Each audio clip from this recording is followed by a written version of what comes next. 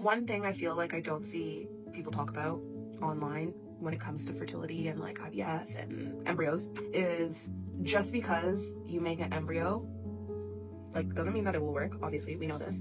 Equally, if you're struggling with DNA fragmentation, that most likely won't show up on a PGT, like, genetic test. And so this is just like a public service announcement to say that just because you make embryos, number one, doesn't necessarily mean that they're going to work. Two, if you do genetic testing, it's not going to show. We didn't do genetic testing, and I'm just like, thank you that we didn't, because it would have just been money down the drain. And three, a semen analysis doesn't actually show the full scope of what is going on. What can I say for four? Four, I think the fertility industry is very corrupt.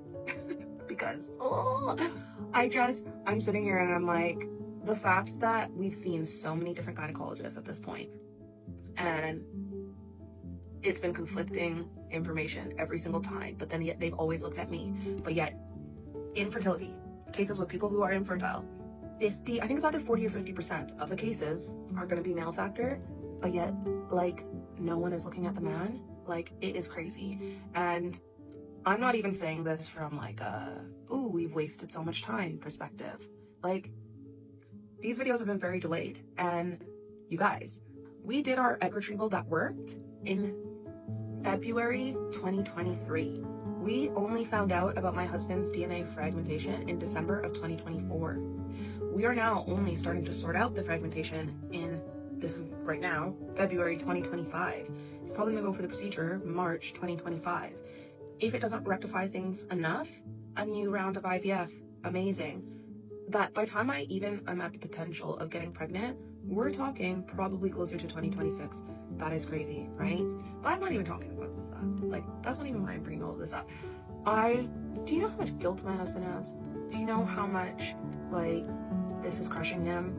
That he's had to watch me go through everything. I was going to cry.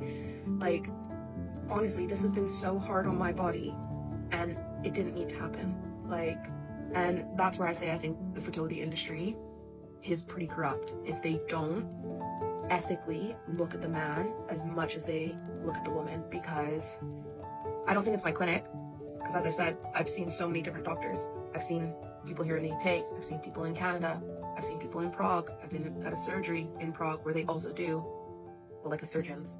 In the UK they say surgery for a doctor, but I've been at surgeons in Prague where they also do IVF, and they were looking at my situation as a whole. No, they didn't know about the varicocele, but still, like, at no point has anybody stopped us and been like, has your husband looked into anymore? It took me seeing a girl's TikTok back in like 2022. Was it 2022? Yeah, I think it was the beginning of 2023.